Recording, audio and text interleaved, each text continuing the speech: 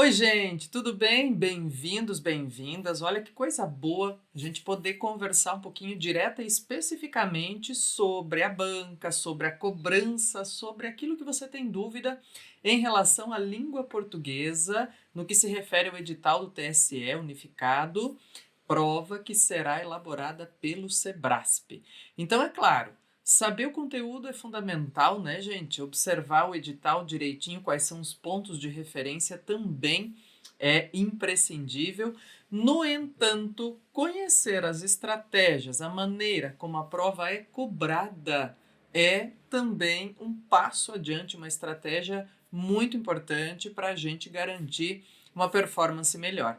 Um abraço super especial para você que está se preparando aí, fazendo suas leituras, fazendo seus estudos. Não deixa de ver as aulas, de fazer os exercícios, de olhar para as provas anteriores. E o que a gente vai fazer agora é um compilado aqui de tira dúvida daquelas que são mais prementes assim, né, que aparecem para a gente. Olha só, primeiro de tudo, como é que vão ser as provas para técnico e analista em relação à língua portuguesa? Dicas para a língua portuguesa na prova, né? Questões anteriores do último concurso, cobrança e grau de dificuldade da banca do Sebrasp. Então é importantíssimo a gente observar isso, tá? Agora, olha só, então, primeiro de tudo, observar o que a gente tem no edital. E olha, vou te dar uma orientação importantíssima.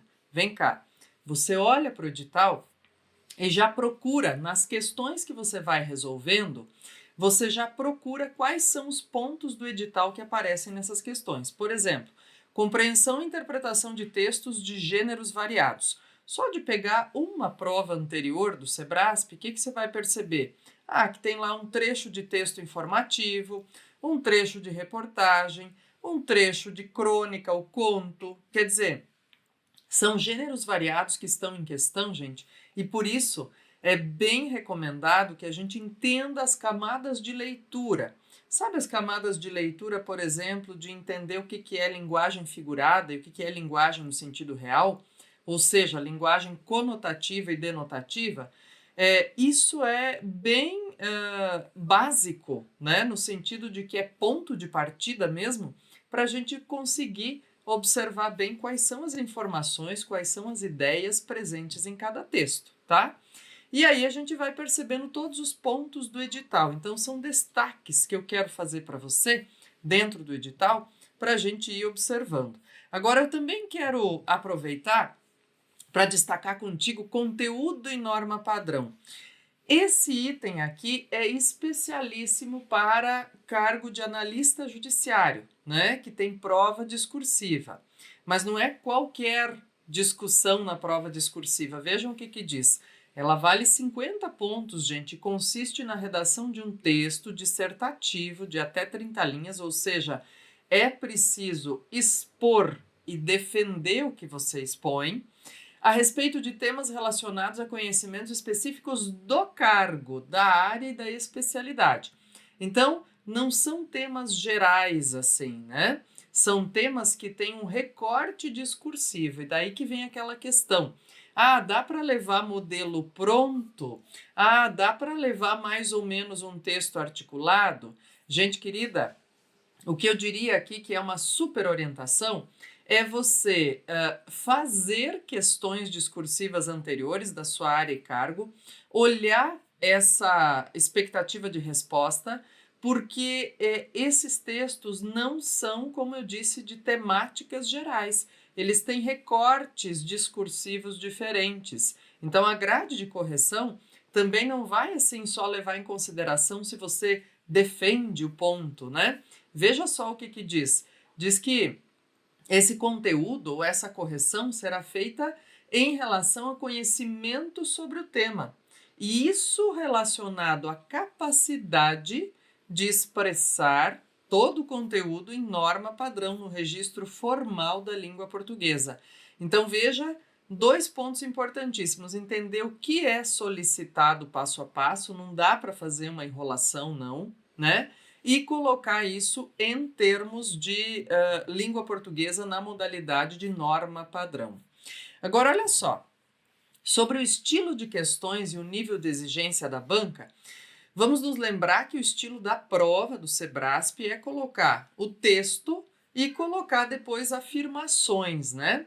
E essas afirmações têm que ser dadas como certo ou errado. E aí o que acontece, pessoal? Em cada afirmação a gente pode ter um conteúdo super complexo, inclusive, e necessário para a gente fazer uma boa abordagem, tanto na leitura das questões objetivas, quanto para quem tem a questão discursiva. Então, segue aqui comigo que a gente vai olhando essas coisas. Ó, eu estou apanhando aqui 3 exemplos de momentos que a prova do Sebrasp costuma cobrar em relação ao edital, tá? Então, tô apanhando aqui um de pontuação. Olha só, vem a afirmação assim: a supressão, ou seja, a retirada das vírgulas logo após genéricos e citados no trecho. Os genéricos que, de início, aderiram a todos os preceitos citados, adquiriram fama e distribuição ampla em todo o mundo. Não incorreria em erro gramatical, mas sem elas, quer dizer, suprimindo essas vírgulas, a interpretação do termo os genéricos seria restringida. Gente, esse é conteúdo básico de orações subordinadas. Inclusive, eu deixei destacadinho aí nos itens do edital, né? O que nós íamos trabalhar aqui. Vamos observar o seguinte, ó. As orações subordinadas adjetivas, gente, sempre são introduzidas por pronomes relativos. Aí você diz assim: como que eu vou saber se o que é pronome relativo? Tenta substituir por outros pronomes relativos. O qual, a qual, os quais, as quais. Se der certo, ele é pronome relativo e está introduzindo uma oração adjetiva. Ela será restritiva se este que não for antecedido por vírgula. Ela será explicativa se este que for antecedido por vírgula. Então, nós temos aqui uma ideia, pessoal, de afirmação correta, né? Dizendo assim, o termo genéricos ficaria restrito ou teria uma oração restritiva após ele se eu suprimir as vírgulas? Sim, é verdade, tá? Então, veja lá, os genéricos, os quais, de início, pronto, eu sei que é pronome relativo, que está introduzindo uma oração adjetiva e que, neste caso, é explicativa, porque está virgulada. Eu tenho uma vírgula antes do que e depois dos citados, que é o final da oração adjetiva. No entanto, se eu retirar essas vírgulas, ele se torna, essa oração se torna restritiva. Então, essa afirmação está correta. O que estamos avaliando aqui? Pontuação, orações subordinadas adjetivas, entendimento do que como pronome relativo. Veja que importante. Vamos mais um pouquinho, gente? Olha lá. Então, sem a vírgula, sim, torna-se restritiva, tá? E lembrando que são as 2 vírgulas, né? Não há como colocar apenas uma, tá? Ou as 2 ou nenhuma, né? Ou a que está antes do genérico, a que está depois dos genéricos e depois dos citados, ou nenhuma delas, tá? Vamos para mais uma afirmação, gente, ó, reescrita de texto. E essa reescrita pode comportar pontuação, pode comportar sinônimos, reorganização frasal. Quer dizer, ela só de eu solicitar uma reescrita, se está correta ou não, eu posso englobar vários itens do edital. Veja comigo. O sentido original do texto e a sua correção gramatical seriam preservados caso o período. Com o recrudescimento dos surtos de varíola, vamos lá, pessoal, ganho de vocabulário. Recrudescer é piorar. Arrefecer é minimizar. Então, recrudescer é piorar, arrefecer é minimizar, diminuir, tá? Então, aqui com a piora dos surtos de varíola, o sanitarista tentou promover a vacinação em massa da população. Se ele fosse reescrito assim, ó, por conta do agravamento da epidemia de varíola, poderia ser isso? Não, gente. Vamos lembrar o seguinte, ó, vocabulário, pessoal. Surto, epidemia, endemia e pandemia são designações diferentes, não são sinônimas. Então veja só, diz, nesse momento, né, principalmente depois de 2020, a gente tem que ter esse repertório de vocabulário? Tem que ter, é importante mesmo, tá? Então, tá incorreta essa afirmação, gente. Então, olha só, o que temos aqui? A oração. Que os genéricos sejam bem mais baratos. Agora tem outra questão aqui relacionada, né, à sintaxe. Vamos lá. Funciona como um complemento da forma verbal espera-se, na qual o sujeito é indeterminado pela partícula C. Eu quero te lembrar do seguinte: sempre que aparecer um verbo com a partícula C, tente fazer o seguinte, primeiro, tá? E eu tô colocando aqui, inclusive já me adiantei, ó, colocando o quadrinho, né? Antes eu já tinha mostrado. Vamos lá. Veja, se eu posso substituir por voz passiva analítica, ou seja, espera-se, eu troco por é esperado. Se der certo, gente, então significa que este C é marca de voz passiva sintética e não de indeterminação do sujeito, tá bom? Então, espera-se igual é esperado, é voz passiva. Então, já começa aí, ó. Funciona como complemento verbal da forma espera-se, na qual o sujeito é indeterminado pela partícula C? Não, não é indeterminado pela partícula C, não funciona como complemento aqui, funciona como sujeito, na verdade, né? O que os genéricos sejam bem mais baratos, tá? Então, o que a gente tem aqui é uma voz passiva.